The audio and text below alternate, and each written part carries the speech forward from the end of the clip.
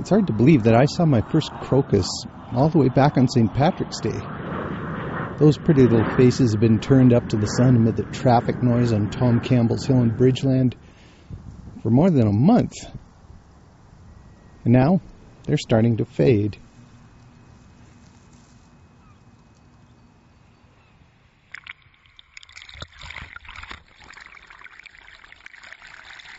But they're just the first sign of spring. Out of Big Hill Springs, things are greening up in a hurry.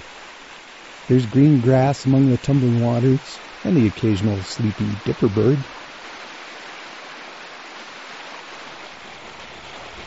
And shrubs like this currant are popping new green leaves.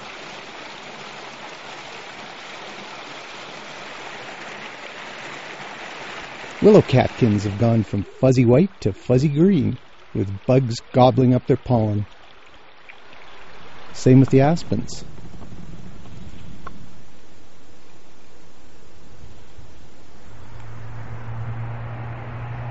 Cottonwoods along the bow back in the city are letting leaves loose from their sticky buds.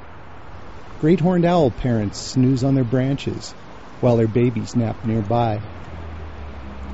And there's butterflies, like this pretty morning cloak soaking up the springtime sun. But it's crocuses that kick the whole thing off. Their time, it's nearly done. But springtime is well begun.